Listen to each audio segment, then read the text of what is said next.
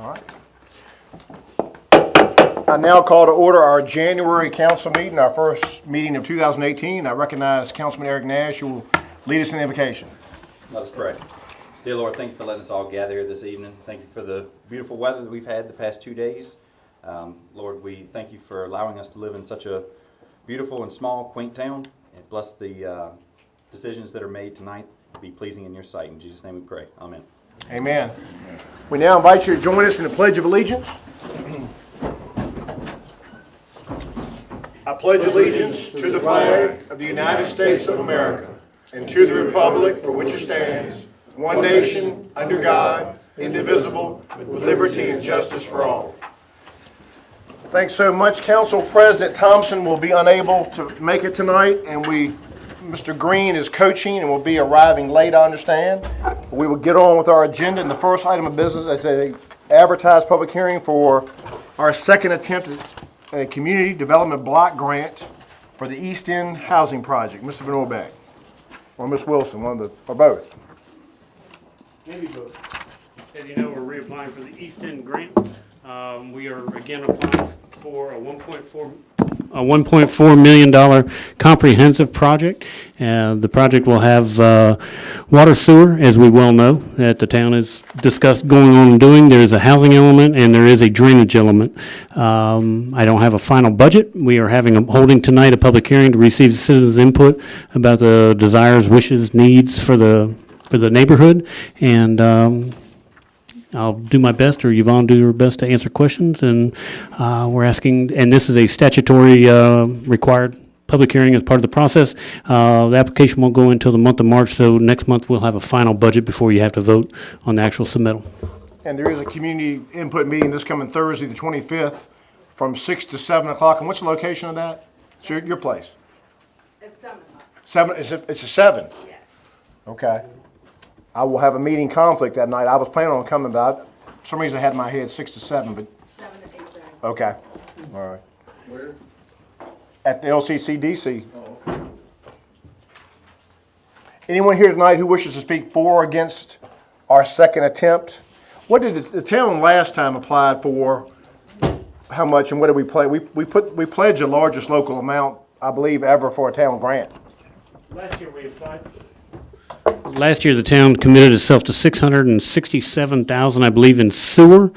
There was about $425,000 in water that we asked the state to fund, and the difference of approximately $1 million was in housing improvements in that phase 1 or zone 1, which is predominantly Tavern Street, Broad Street area, going all the way down to Viewbank. And there was not any drainage element included in the application last time, the PER. And when we say drainage, we're talking curb, gutter, street improvements, that sort of thing. There was not an element. The PER did include it, but the actual application did not at that time include it. But we are going to ask the council to consider including it this time because, as we've learned recently, DHCD applications must fund a minimum of 2 activities. And if the town council has already committed itself to a water and sewer project in the East End, then a second activity for DHCD to consider a comprehensive grant application has to include a second. It can't just be housing. It's got to be housing and we're recommending that it be drainage this time. This is a public hearing, so if you would come forward, Mr. Miller, just to get your comments on the record, just because we are in an advertised public hearing.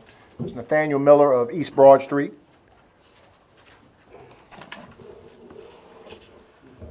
So I guess my question this time, and the questions of the citizens is, so what's going to be different this time when we apply? The difference is our proposal this time is going to include curb and gutter and potentially sidewalks on really Broad, Tavern Street. That will be the difference. The water and sewer is static. It's the same project. The housing may be a little expanded, but really the difference this time and last time is the curb and gutter and drainage, of which obviously I'm an advocate. I don't know if we would have included necessarily previously. However, Joanne Pearman with DHCD was here this past week, and she did indicate we needed to have a second DHCD-funded activity, and that would be the drainage, curb and gutter primarily. Okay, and council is, as you said, council is going to do their part as far as the sewer and water. It's my understanding, and I believe that town council has already, irregardless we get this, I don't think the water lines have gotten no better since last time. Right. So we still have an obligation to do the water and sewer lines, irregardless if we get funded. I gotta give you better water lines because they're not good in that neighborhood. And we've tried to play the game with the grants and all those kinds of things and lessen the blow to the town. But irregardless, water and sewer needs to proceed on. And I think town council has authorized me to get a set of drawings and bring them back and then come with a funding plan. So I've gone through this application with Yvonne with the expectation the town is going to pay for the water and sewer. That way, we got to bring in a different or a second element for DHC to pay for, and that's where the curb and gutter comes in. Okay. And we are going to be sure, for whatever reason, the map, one of the reasons cited last time was there was no map included in the final application, although they had one in the preliminary application. We got that taken care of, I'm sure. I think we discussed that ad nauseum. Okay, good. Thank you, Mr. Miller. Thank you. Anyone else from the audience for Ms. Johnson briefs us? Ms. Johnson. I mean, Ms. Wilson. That's okay, man. Okay, I just wanted to, again, remind everybody for the community meeting that is taking place this Thursday. It will be held from 7 to 8:30. Again, the streets are North and South Epps, Tavern, Viewbank, East Broad, and Hurt Street. So anybody who live on those streets, or if you know anybody who live on those streets, please encourage them to come out. Even tonight, I have surveys available if someone needs to fill it out. And we need the support of the community. Without the support of the community, there is no application to submit. So I'm encouraging those who can, our spark plugs and everybody, to help us get the word out and help us get the commitments from the people in our community so that we can apply. Yes, people started serving. They're going well, and so far people are, even about Thursday night, I've had some people calling today saying they can't make it Thursday, and they're going to come meet me throughout the week to come and take care of their paperwork. One reason they got I know I was talking to somebody tonight, and they said they couldn't make it because of a conflict, but they're trying to do they got some kids involved in basketball. Yeah, That's the and big that's night. fine. I'm working it out with them. They're going to come and meet with me in the office, and this is not the only one. We'll have another meeting as well. So we have plenty of time to make sure that we get what we need from everybody. I guess anything else? Thank you. And again, that's 7 to 8:30 this coming Thursday at the LCCDC building on South Harris Street. Thank you, Ms. Wilson. All righty. That closes the public hearing. You need no action from council at this time. I know, I don't think there's any Okay. action required. Very But good. We are going to have to formally authorize submittal and commitment toward the. Very good. local- Members of council, you have in your packet the minutes from the December 18th council meeting. What is your pleasure? Move to dispense with the reading for December 18th. Motion been made by Mr. Nash, seconded by Mr. McCure. Any further discussion? All in favor say aye. Aye. Opposed? Motion carries 5-0. At this time, we have visitors. There was no one signed up at the time of our packets. Who would like to address council tonight? I see Ms. Daphne Cole of Beach Cliff Road. Good evening. Good evening. Mayor. Good evening, council members. A couple months ago, I had notified the town council or asked about did we have dog waste receptacles in common areas, such as the Sea Park over at the Athletic Center and down at the other end of town where the Schwartz's Tavern is. As I travel, just about everywhere I go, apartment complexes, parks, always have a dog waste receptacle there with bags. My husband and I are both members of the James River Association, and one of the parts of the James River Association is protecting the watershed, and they have a section that's called the River Rats. And as individual members, we can have an action project that'll pay up to $500. And I could purchase the dog waste receptacles are not inexpensive because they have to last. They have to be stainless steel. It's better to have two areas that the bags come out so that you don't run out quickly. So we could stretch it to almost have three. on our dollar. But the thing is that will the town be willing to commit to changing the waste?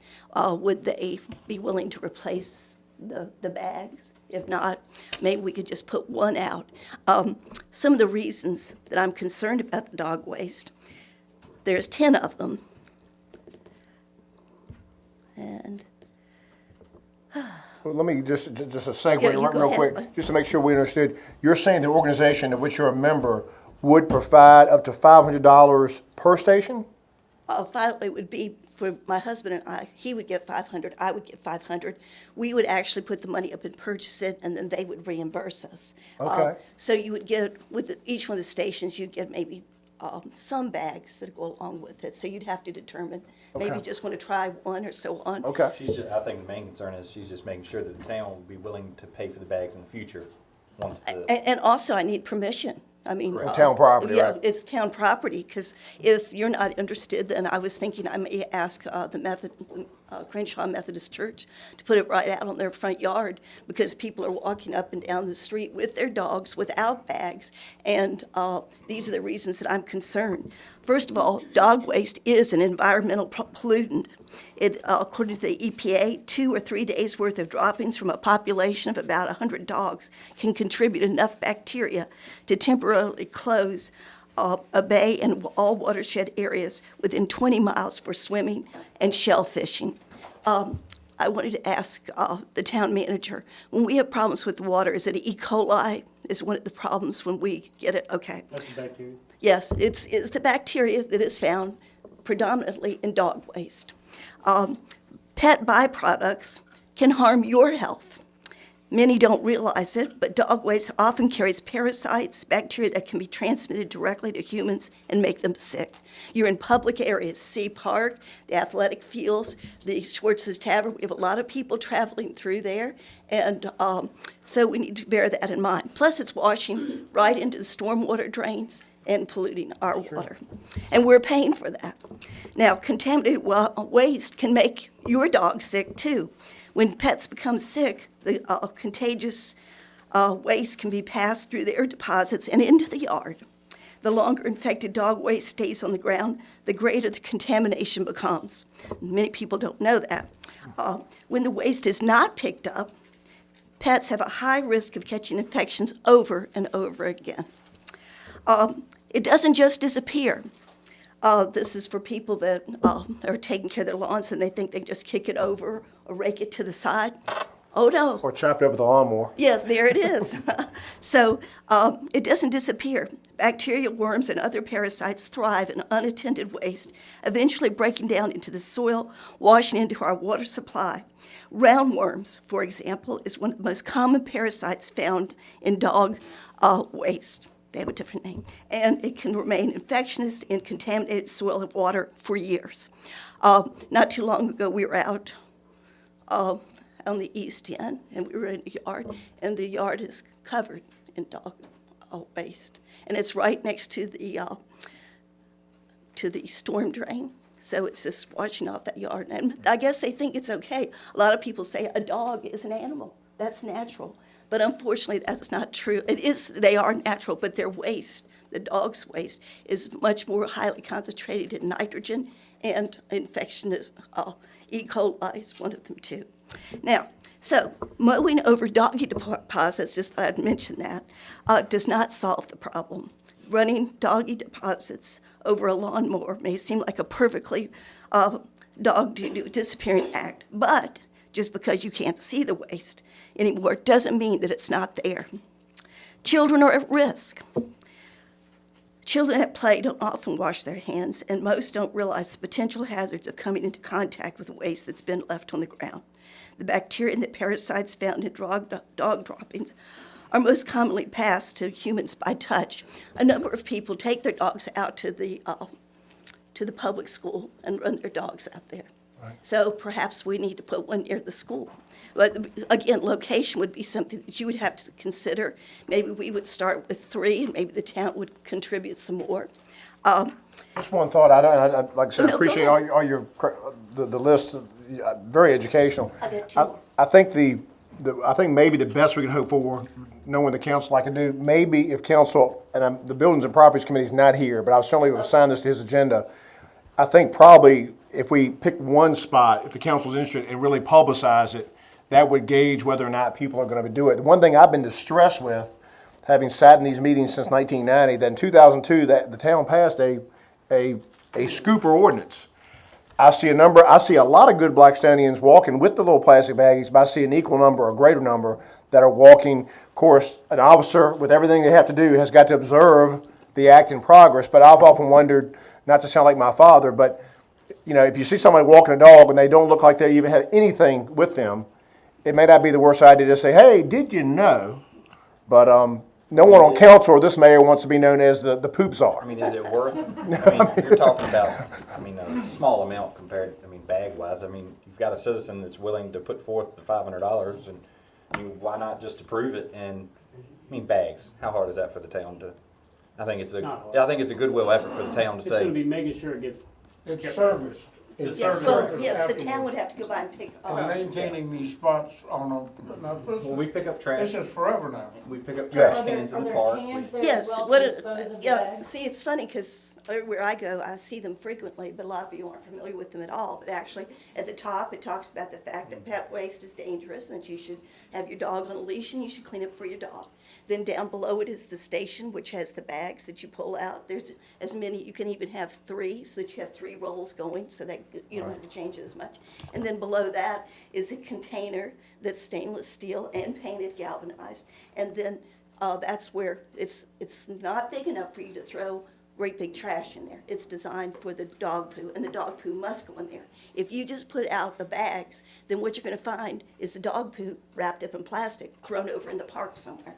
So you need to have a container. Receptacle, absolutely. And one that lasts, because I have noticed some that were made with, it has to be aluminum, not stainless steel. But the stainless steel, one of them is really nice, but after a while, they begin to corrode because the dog uses it for other ways to deposit waste as well. Right. Go So- proceed with your last two. Okay, last yes, two. Yes, yes. All right, just in case. It always takes a while to get back to it. Okay, and of course, we already know that it's an unsightly mess, but nothing ruins soft grasses as much as the mess. And if we have at least one station, it might ring people's bells. They really aren't thinking about it. If we have a good sign that explains the reasons why, like we have here, because I hear people say, it's a dog, it's an animal. It's an animal that's going to give us diseases. It's polluting our water. And you love your dog, but clean up, So anyway, it just sets a good example for the others. And in fact, I carry around, they have little small containers that are rolled up, and I carry it in I don't have a dog, but when I walk, I do make sure I pick it up. So you do see it in Blackstone, even though you don't have a dog. I don't have a dog, but you're going, oh no, you try not to see it, but Right. there it is. When you go Ignorance out. is bliss sometimes. Yeah, but you can, even in national parks, I've been walking, I remember the rangers, you could see it, a great big long stream of it where people were just running their dogs. So Right. I pulled them out because, oh wow, I said, yeah, if you guys just hand out these bags, that would help some. Because Right. down below they have it. But anyway, go Do you ahead. see a reason for it to have to go to committee? Not trying to bypass committee, but you obviously know in the entrance of Swartz Ave and entrance of Sea Park at the parking lot, and then wherever over at the ball field. Not necessarily. I would think maybe if we're only going to do 1 or 2 or 3 to make sure we maximize. I don't see a lot of folks walking dogs at Swartz Tavern per se. Okay. I would think maybe around Oak Street, that area, which is closer to a residential area. But I don't know. It might be better to have some along the town right away in various residential areas where people do walk a lot. I saw Mr. Zachary Whitlow with his hand up. You do have a lot of dog walkers in the museum district, especially during the high peak travel. There's a lot of people that get out. Okay, very good. And you see what they leave behind for you? There's been some at the Carriage Museum I parking just- lot.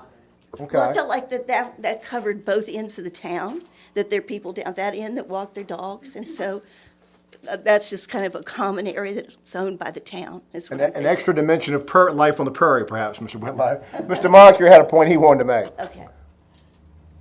There's an ongoing cost to this, and it's just not now.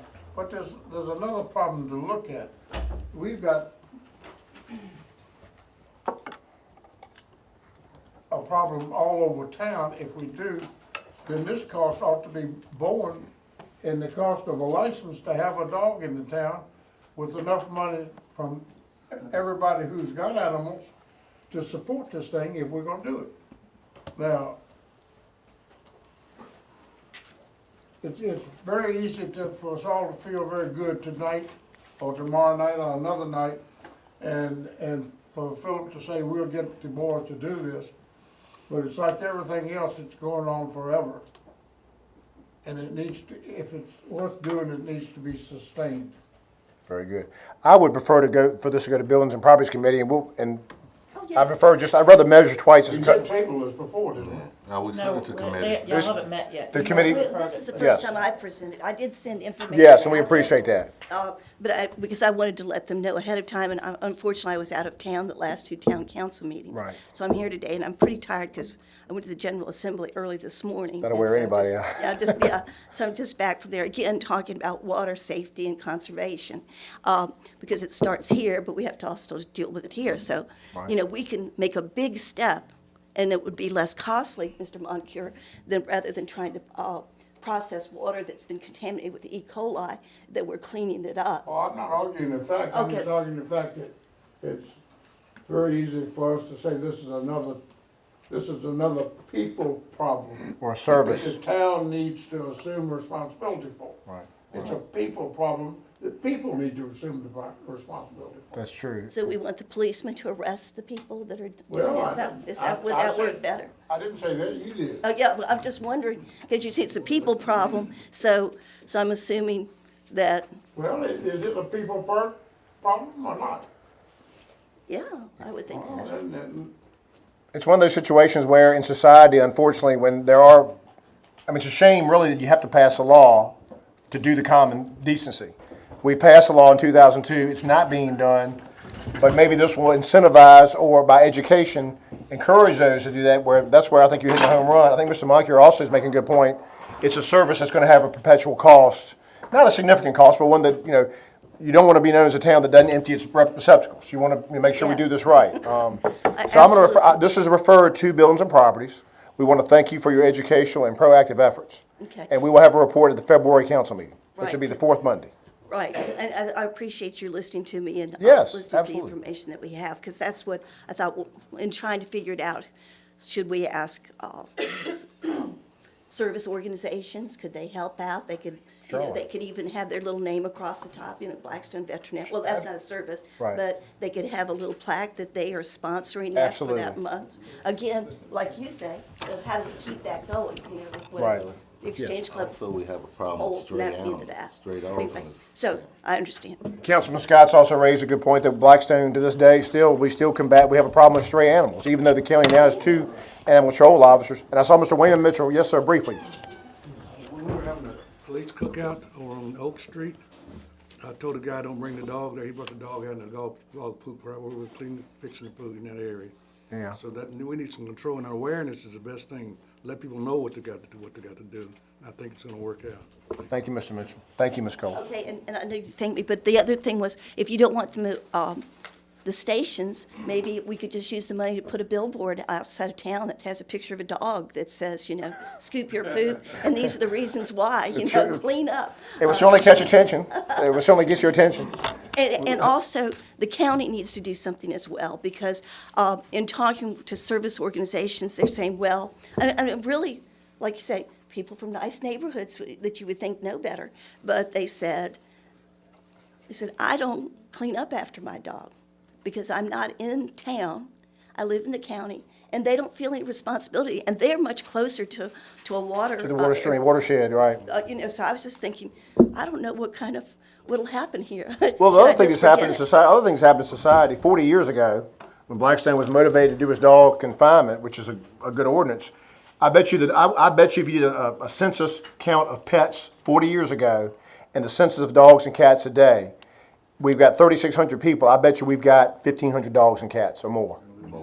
Maybe more. So, and I bet 40 years ago there was far less. So this has become a problem, not just because of human behavior, but also the quantity of animals. Yes. And we thank you for bringing that to our attention. Thank you. Thank Thank you all. Yes, ma'am. Sorry. Very good topic.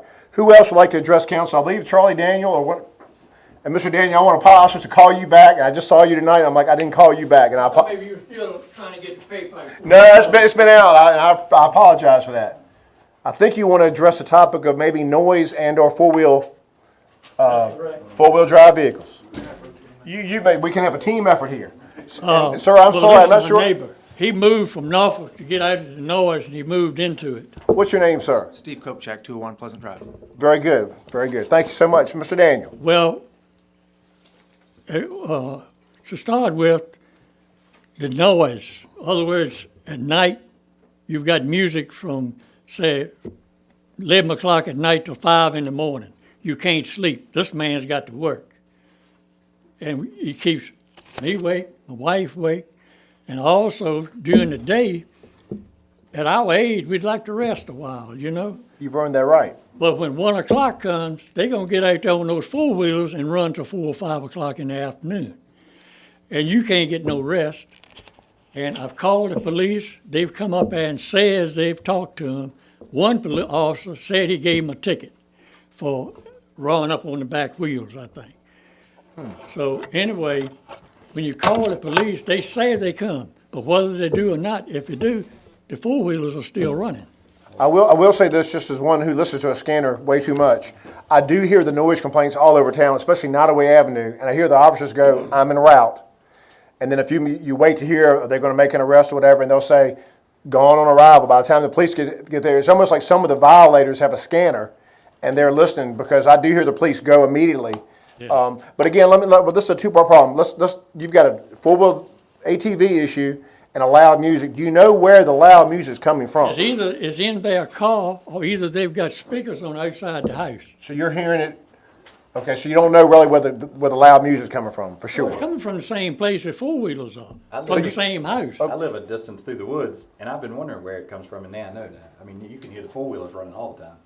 Yeah, but see, four-wheelers is noise.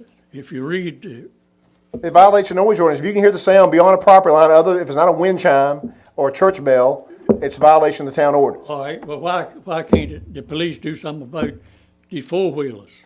I'm not a sworn officer yet, anyway, but I think I think the answer is they themselves, to issue the ticket, they themselves had to witness it. Now, however, this is the tough part about a small town.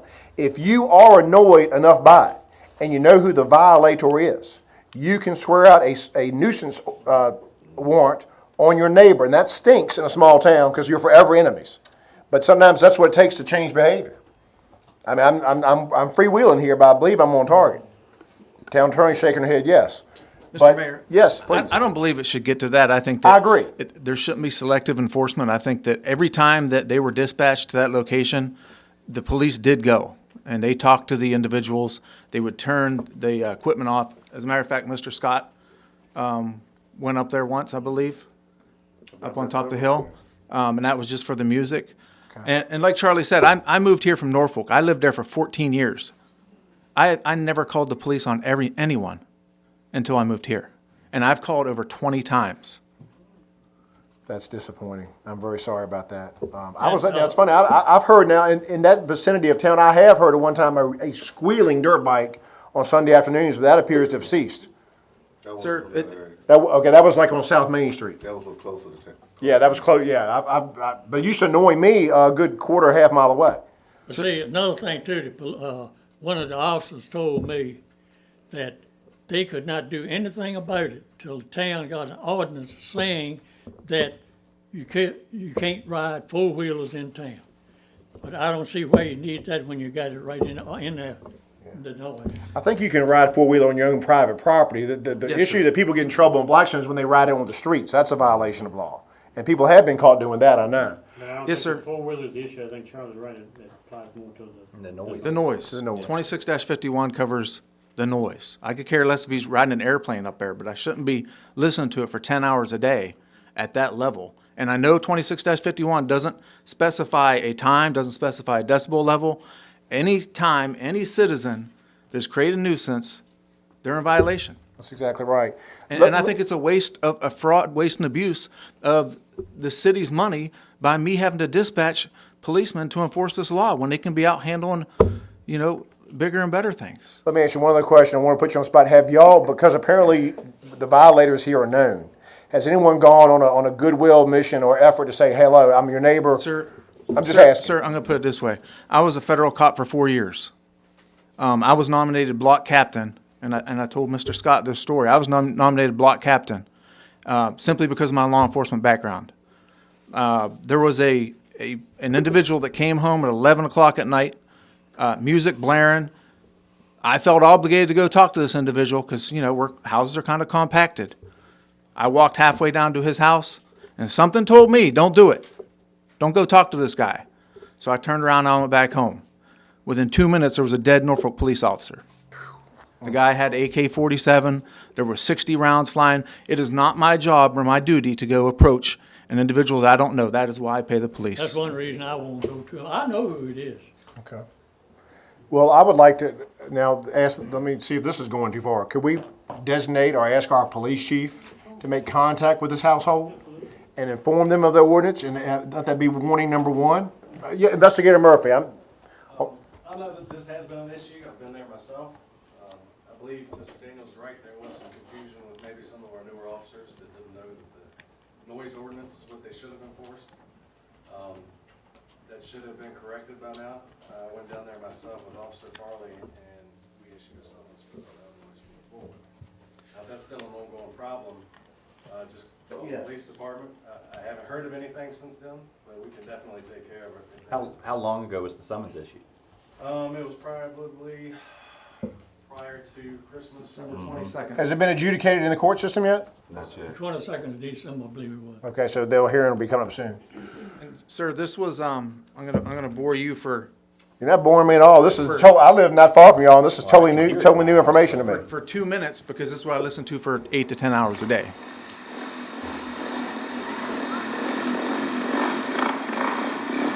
This is 376 feet away, my house.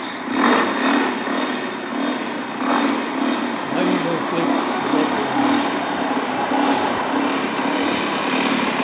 When the officer responded, sir, he said he heard it down at O'Reilly's, which is 0.3 miles away.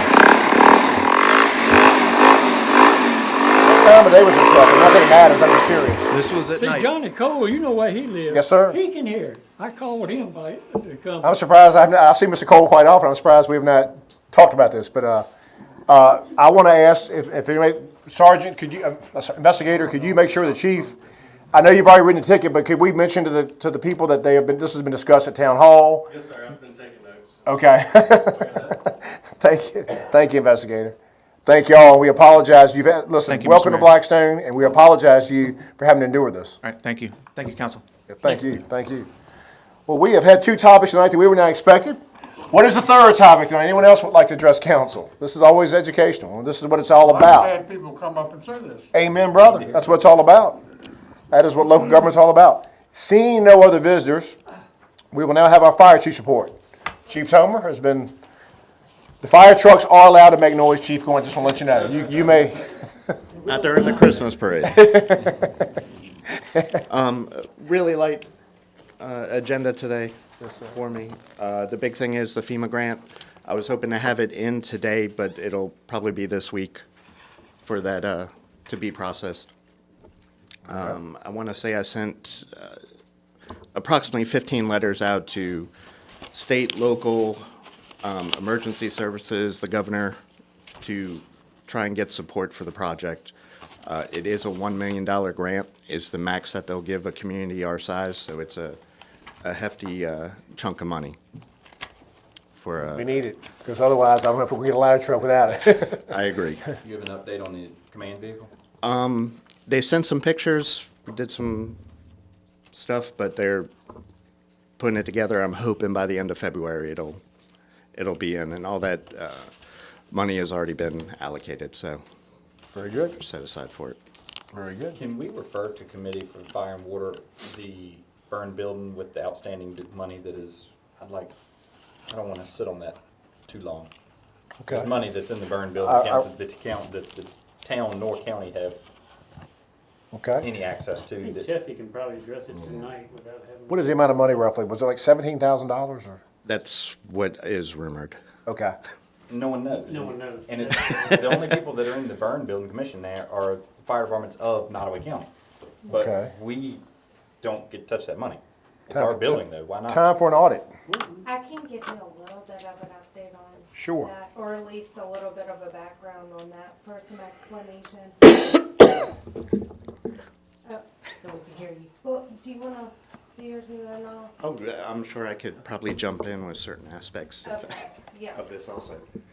yes. And I will add one discussion that I had with the Burn Building Commission, Department of Fire Programs, and they're meeting in Virginia Beach that I'll be a presenter at. Oh, really? All right.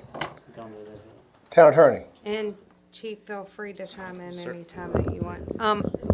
Thank you. So I have been contacted, I believe, probably a year and a half ago at this point when this was first coming to a head. Not saying it wasn't an issue before then, but just that it was coming to a head. What had happened was that the town council, or the town owns the building, and I think you all know that. And then the Burn Building Commission was formed with the State Corporation Commission. It was an official corporation, and it had certain members at the beginning of its formation. And there was even an agreement that had governed the relationship between these members and between the town and different aspects like that. Well, since that time, it had expanded the Burn Building Commission's membership. The hard part was determining, did anyone sign this agreement? Who was a member? Did anyone really get in? Was there any formal action to make them members?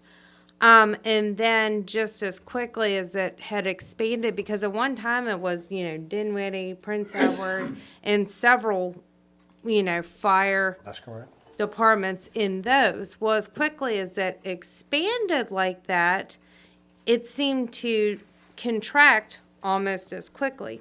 Because what had happened, and I think it was November of 2016, does that sound right to you? Or around thereabouts, that the Burn Building had, and what I told them that they had to do, because at that time, and I believe it was end of 2016, they were relatively inactive.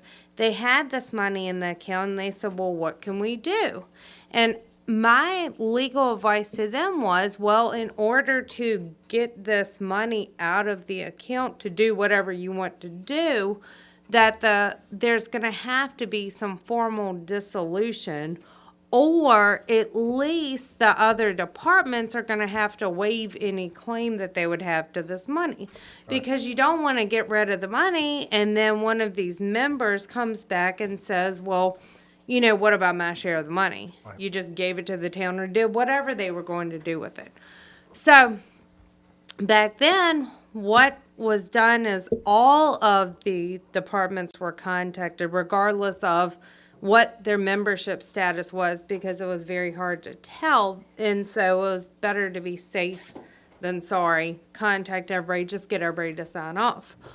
Well, apparently that seemed to ignite some passion in some people, in some members of the Burn Building Commission.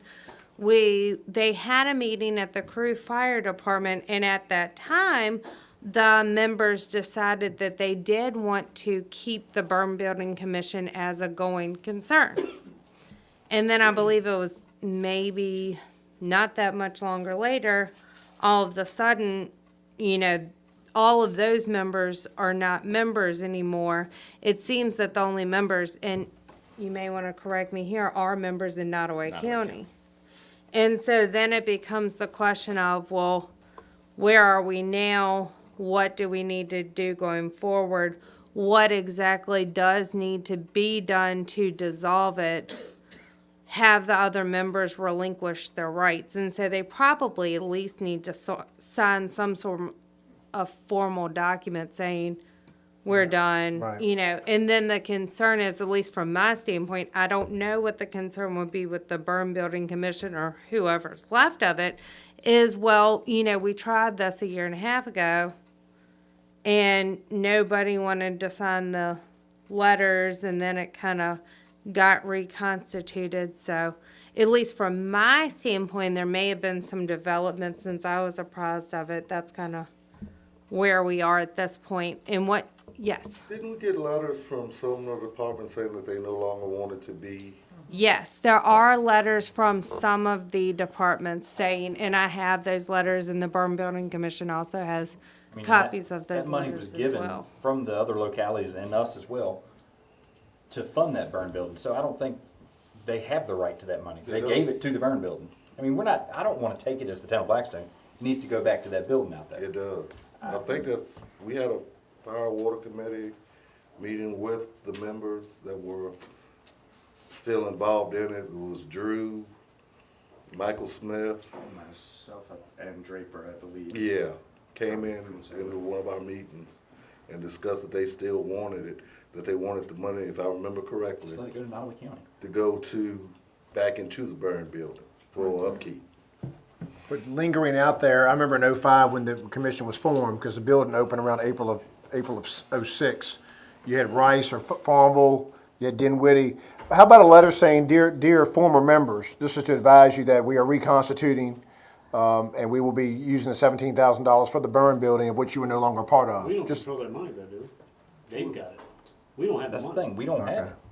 So the people the party that has it is still the Southside Burn Commission or And they're whatever? not even members of our burn in building. whatever form. Okay. We have to get the money from them, and if I may just, I got a call today from the Department of Fire Program, if I may very quickly. The latest development is, you know, the town received a approximately $100,000 grant to do some repairs to the building. That left a $60,000+ gap in the funding for the repairs. And one of the things that kind of brought much of this to head was talking about cost and talking to my peers in Prince Edward County and Ronnie Rourke in Dinwiddie County. The county minister in Dinwiddie has confirmed they're not going to participate. The departments within are not going to be using it. Sarah Puckett Elam in Prince Edward County has confirmed that Prince Edward County departments are not going to be using it. And really what it was, we've written a letter asking them to contribute cost-wise. And I think that's They said no. pretty much finished up the other communities. I'm not sure the date. I think it's February 22nd. I've been asked to come to the Department of Fire Programs Board in Virginia Beach. I don't know if that's something you're going to be going to, but to formally ask for an extension, because that construction work was supposed to be completed by December 7th this past year. We met the deadline for the application, but they only meet on a quarterly basis, and so I'll have to go to Virginia Beach and specifically ask that the town be given another year extension to get the work done. But therein lies the issue. You still got $60,000 that needs to be used for the match. And now we're down to one county, 3 fire departments, and it's going to be a $60,000+ contribution to match the Department of Fire programs. And I'd like to go to Ronnie, or with the permission of council, and ask the other departments to pay a share, perhaps get the $17,000, but and be something that has to happen in the budget upcoming. I've dealt with Ronnie for many years, and I suspect his response is, you'll have to make a request for the upcoming budget. And but I think that we'll be making that request to the county, town of Crewe, and the town of Burkeville, and obviously the town council here. You said the Fire Services Board, is the Cambridge Fire Chief still chairman of that, or head of the Virginia Fire Services Board? No. He's not? Okay. He still has a lot of, I just wonder, he's got a lot of pull in that organization, if we might want to make contact with him. I believe Virginia Fire Service Board is a career fire chief in Northern Virginia. Okay. Members of council, what's your pleasure? We're loggerheads here again. I believe the commission itself, the emergency services met last month. There is an agreement of resolving it, but the other departments within our county have some concern that it will be an overtaking of the building and they will not be allowed to use it. And they want reassurance in writing, which should not be an issue. That's no problem. But there is some animosity between Western County and us. Gotta fix between Okay. feeling safe with the use of the building. Standard government. Well, if it would please council, I'd refer this to the Fire and Water Committee to expedite. Certainly. And that's Chairman Scott, I believe. All right, thank you, Chief. Anything else in your report? I know you got a raffle that's gonna be decided this weekend. Tonight. Oh, who's the winner? Do we Don't know. Oh, it's going on I'm down? Okay. All right, very good, very good. Thank you, Chief. Moving on with our agenda, I believe next is payment of bills. Hey, you mind if I say one more thing? Mr. Daniel, you certainly can say something else. From Hammond McDonald Funeral Home all the way around to come back out into 460, Fab, Lunenburg Avenue Extension, and Pleasant. I wondered if we could get a speed limit put in there, like 15 miles an hour, because they come through there just flying. And since the restaurant there, the China Mexican restaurant, and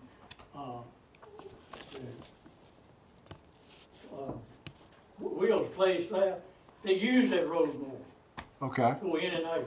Is there a posted speed limit on there now? Normally, No. the Code of Virginia requires us to, we can't enforce anything lower than 25 miles an hour unless we get permission from the General Assembly. Isn't that correct? No, we have to have a authorized or. Traffic study, that's right. professionally prepared traffic study. Well, it sounds like the first thing we need to do is just put up a speed limit sign. Yeah, You said there's not one there? No. So, I mean, that would maybe I'm not help. sure if there is or not, I can go check. I don't recall there one being there. No, I never have. I've been there 17 years. Okay. Mr. Mayor, and I got somebody came to me yesterday and mentioned the same thing. He's talking about the speed limit around all the shopping area there. People going crazy, he said, told me. What public streets are you referring to? Talking about the shopping area. If it's on a shopping center, we can't do it. That's private property. We can't police that as far as speed limit. But he said coming out where the 46 runs. Yes. Coming into Main Street, said that that's a dangerous place now because they can't get in and out. Okay. Without dodging. Okay. So I was wondering if you take the chief's report, you know. I think Investigator Murphy's here, and he said he was taking notes, and we can pay attention to, what's the main, is it Pleasant Drive? That's the main road through there, isn't it? Or Lunenburg Extension? Lunenburg Extension. We could, Fab comes in and then Lunenburg Extension, then Pleasant comes back out. I'm gonna refer, I'm gonna also refer to the Street and Light Committee speeding on Lunenburg Avenue Extension and nearby streets. That is Mr. Tucker's committee. And I will also refer to that same committee concerns at and near the intersection of Route 46 and South Main Street.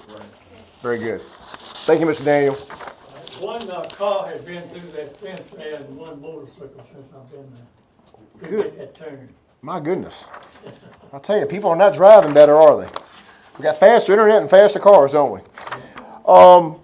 Members of council, you have in your packet the payment of bills. The first batch totals, my goodness, am I reading this correctly? $2.8 million? That includes a $2 million CD. Okay, that's the, okay.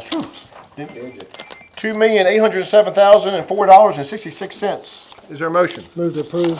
Is there a second? Mr. Nash is second, Mr. Green's motion. Any question about any specific expense? Hearing none, I'll ask for a roll call vote, starting with Mr. Tucker. Motion carries 6-0. The next batch of bills to be paid total $391,236.93. Is there a motion to approve? So moved. Second. Mr. Tucker is seconding Mr. Scott's motion. Any discussion on these bills? I asked last month, but I'm gonna ask Ms. Hardy again. Have we heard anything back from the audit for communications? There's in the informational section, there's the one, with the documentation that received, Chantel, coded wrong, I guess. Nothing from CenturyLink that, Not yet, they're still looking in the Central Logano garage, and there's a whole lot of Okay. I'd ask, if there's any other questions, I'd ask for a roll call vote, starting with Mr. Tucker. That motion also carries 6-0. There's only one committee report in your packet, that's the Insurance Committee. Mr. Tucker, is any recommendation? There's information in your packet about renewal of the town insurance policy. I see there's more money even for the current plan. Imagine that. Yeah, I don't think there's anything exciting. We do see, and Jennifer can add if I hit it wrong, but a 7-8% increase in the health insurance this coming year, and that would be the health insurance keeping the same standard rates and the same plan that the town currently has, would be 7% increase. When does council need to vote on this? We're gonna meet again next month to discuss more about the council members. Okay. And then they need to decide on that first, because that could impact our premium rate. Right. So if they decide on that, you guys are gonna need to vote on that in February, and then I would need to resubmit to TLC, because that could directly impact. This our price. premium rate. Yes. But just for the audience, right now, and y'all correct me if I'm wrong, the town of Blackstone right now pays $623,000 a year for employee health insurance. The option A renewal is for $672,000. It's a 7% increase, which really in the marketplace today is not bad. The school board's looking at 30%. So that's another. Last year's 25%, whatever it was. Right. And what I've learned, and I've learned this recently, health insurance companies apparently don't look at your like history. A lot of people say, well, the health insurance company sock it to you for that big claim you had 5 years ago. They really look at the running 12 months of claims. I know that's what the school board's going through right now, and I imagine the same thing is true with the town. It's a year-to-year, right. All right, members of council, we'll just keep, the insurance committee will keep everybody informed, and I guess we'll have a recommendation next month. That's great. All right, very good. Moving right along from committee reports, we'll go right into unfinished business, and this is some issues I brought up at the last, well, let me make sure I get on the right page here, folks. I was contacted about possibly, well, I had this idea for, of course, I've only been mayor 12 years, and I should have thought about this 12 years ago. I think it'd be appropriate, we have a landmark that dates to 1790. It's our signature landmark, and no longer at Christmas time is it really highlighted. It's a centerpiece of town, and I thought, with council's permission, if we look at new Christmas decorations downtown next year, would it be appropriate to also look at spotlighting Swartz Tavern, almost kind of like you do in Colonial Williamsburg? We'll present it with the budget. All right. Okay. So the finance committee will agree to take that on buildings and properties? Yes. Okay. And I also had a great email or phone call from, Mrs. Lax about possibly using Babs, if it was possible, to charter maybe one night a year. And we do, I know as my parents get older, I realize we have a lot of folks in our town that are older, that really, when it gets nighttime, they don't want to go out. They don't feel comfortable, they don't feel confident, they're scared, but they would like the camaraderie, and they would like to get out and see the Christmas decorations. And so we couldn't run Babs every night, but I wonder if it would be something to look at with our transportation committee perhaps, to pick maybe 2 nights a year next Christmas where senior citizens or whoever, the low income, could ride Babs maybe for 3 or 4 hours at night to look at have shifts for maybe an hour to look at the Christmas decorations. If I may Yes. interrupt, I think Babs rules and DRPT, and Josh can correct me, but I think they're pretty rigid about staying on schedules and all that kind of stuff. What I would recommend to council, and I think it would help also with Mr. Tucker, next time these buses are replaced, let's keep one. Let's keep one. And renovate We used to have so a that they trolley. can use. Yeah. That was a mistake. Strictly It for was the a mistake. trolley. You don't have to ask permission, but we need to buy it at a whatever competitive process, whatever approved process, and let's get the best bus and make sure we've got it. So if you guys want to take a tour, or we get tours, or whatever it is, bring Mr. Tucker, we don't have to worry about the 80-hour rules and all these kind of things. Right, that way we control Yeah, it. let's have the town control that. I like that idea, and I see the dean of our bus system. Mr. Daniel, what would you like to say? We used to do this, pick up Heritage Hall and folks through town, folks in Kruger. I used to do it Christmas and New Year's. But the transit made Jennifer cut it out. Can't do it anymore. So I don't know what Josh can do. I'm Okay. just letting you know, it was cut out, we couldn't do it anymore. And Heritage Hall had bought them the bus. Okay, right. Josh, you think you can work out something between now and Christmas, or maybe a way to, well, like Mr. Van Noorbeek just said, the surefire way to do it is just to buy one of the old buses. That solves all the bureaucratic problems. That's the best option, honestly. And to do that, the town would only have to put up the fair market value for it, which is pretty low when a bus. High mileage. A 2010 bus with like 150,000 miles on it, it's going to be pretty low. As far as DRPT and charter service, it's probably not going to happen. Okay. I thought we just bought 2 buses. They're not here yet. But, so we're gonna have some to be I surplus? think you'll have some surplus. Yeah, when? we're surplus in one, and that should be in the next month or two. Okay. February is the projected date for delivery. Okay. Sounds good. I move council makes whatever steps we need to take to acquire that bus. As long as it's a good bus. Exactly. Don't Let's get a make dud. sure we don't Right. buy it, the lemon and the. Mr. Mayor, couldn't we do this? Couldn't we leave it up to Josh and the town manager to pick out a time or a suitable incident when a bus is available, the right bus? Right. We do have to follow procurement, we do have to follow procurement, And yes. then if we have to, call a special meeting for 15 minutes to approve it. So we don't tie up all the business meetings and tie them up. I'm with you. Go over what they got to do and feel free to make a If you guys are good, we'll get you the best decision. bus possible. That's And do a basically Christmas what tour my next motion was year. intended to do, was to show the support. So, I mean, if there's no objection, I'll withdraw the motion and by common consent. Common we're- consent, we're, common consent. Authorizing the bus and town manager to move forward with it. All right, well, very good. I thank y'all for listening to me on Sports Tavern and the bus system, and that is Gene Lax's idea, so I want to give a That's shout a out to good Gene one. Lax. Move on from Christmas decorations. Yes. I already told her we couldn't do it. And she was okay with, well, that's okay, we're going to pleasantly surprise her. Mr. Nash. Can we talk about it in budget also about the lights Yes, lining downtown? that's why I asked, I Yes. would rather you refer it to finance. No, that's fine, but I'd like to see, I think it would be a big draw to our Will you community. refer that, I'm all of going that to, to Mr. Nash has finance? a bold, exciting idea to possibly eliminate the wreaths and the banners, which are very high maintenance, and to light the exterior edges of the downtown buildings, which will really make downtown stand out. And so he's shown me some pictures, so I will refer that to the Buildings and Properties Committee. Finance committee, please. Finance Committee? Right, Mr. Nash sits on the finance committee. Okay. with me. Mayor, I'd like to reminisce a little bit, I guess. Let's reminisce. I can remember back when I was a boy living here. And that was. Did you even have lights back then? I remember looking at Main That's what I'm talking about. Mr. And Mocker what has they a had for decorations, they had actual evergreen garlands stretched from light pole to light pole on both sides of the street with lights on them.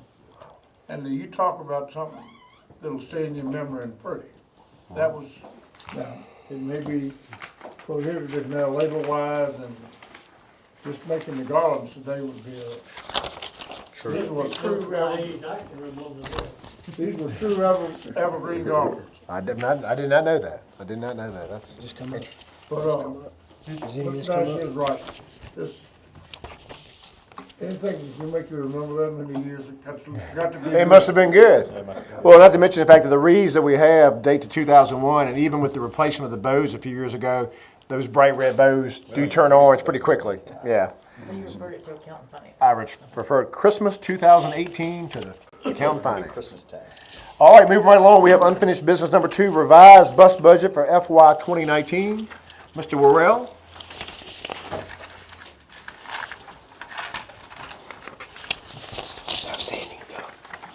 Okay, so the reason I had to resubmit revision in the FY19 budget is when I had my quarterly meeting with our grant manager from DRPT, he recommended that we put an expansion vehicle for the Fast C, potential Fast C route in FY19 to have it ready before the route, Fast C project is 100% up and running.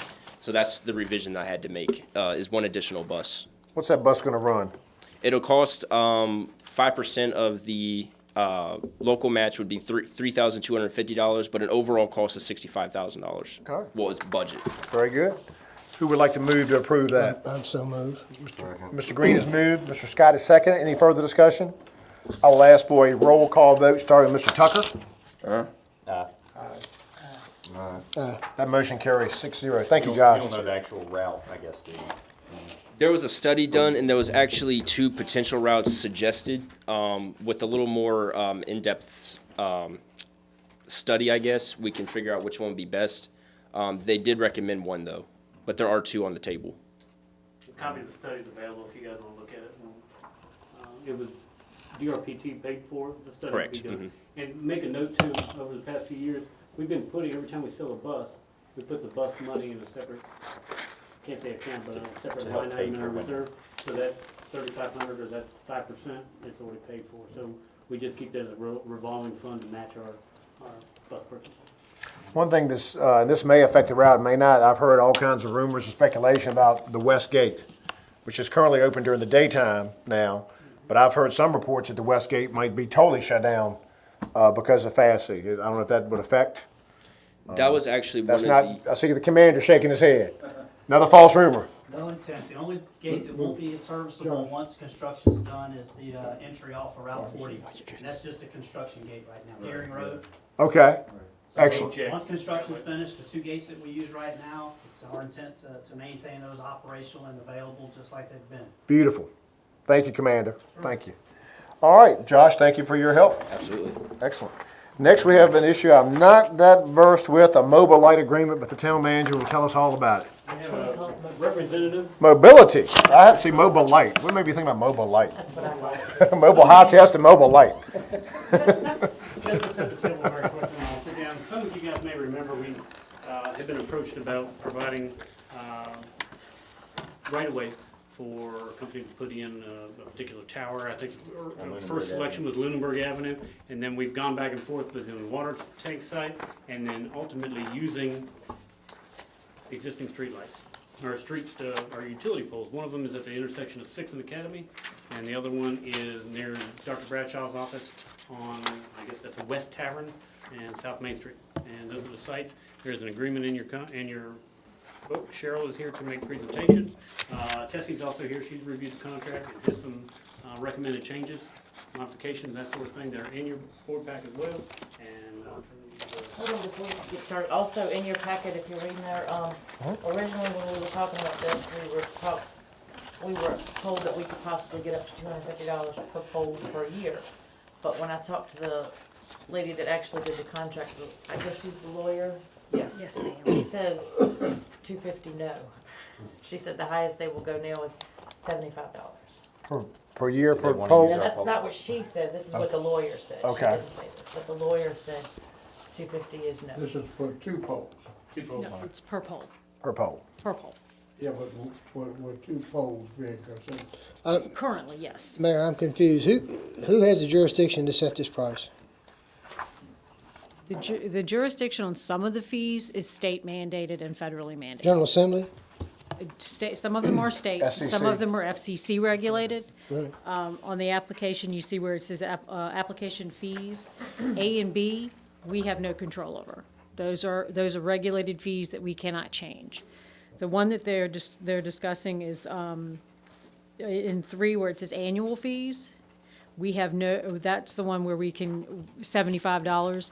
Rachel Hanley is the one who's the attorney for our agreements team, and she's the one that's been discussing this fee. And typically, the jurisdictions have been getting $75 per pole annually.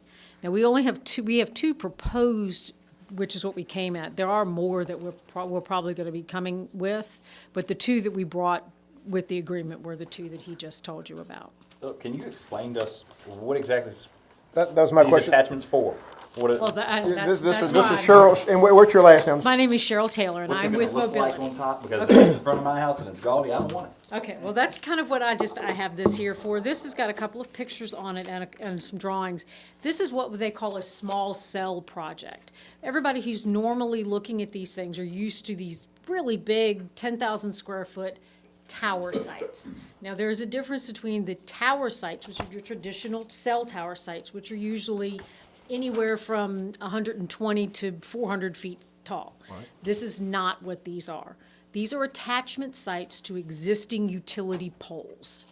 To where, like if you have a utility pole that's out here that's anywhere from 35 to maybe 50 feet tall, we attach stuff to that.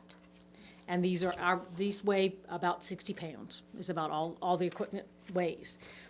The 2 pictures, these are the locations of what we were looking to put up, so you can know where the locations are. And what the equipment would look like,